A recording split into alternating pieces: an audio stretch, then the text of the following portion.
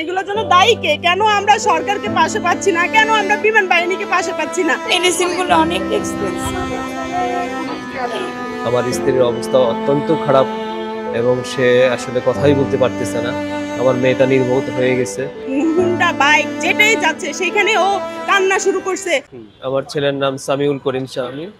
Say 21শে July milestone school and কলেজে বিমান বিধ্বস্ত হয়ে ওইখানে সে স্পটেই মারা যায়।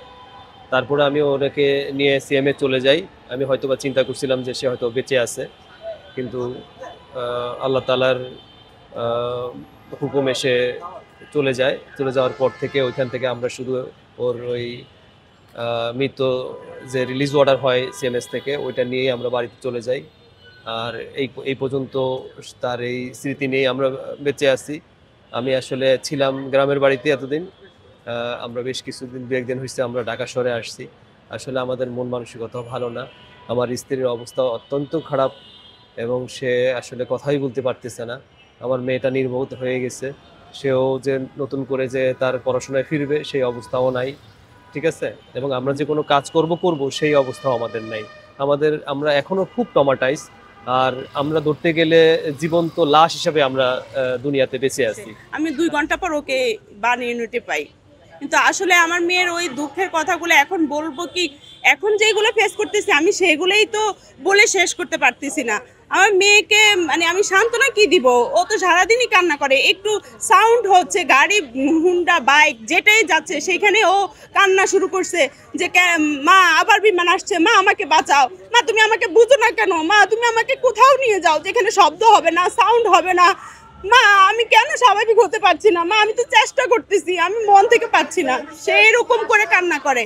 আমার সবার কাছে প্রশ্ন, ভাই আমাদের মেয়েগুলোর লাইফ কি এমন ছিল? কেন এমন? এগুলোর জন্য দায়ী কে? কেন আমরা সরকারকে পাশে পাচ্ছি না? কেন আমরা বিমান বাহিনীকে পাশে পাচ্ছি না?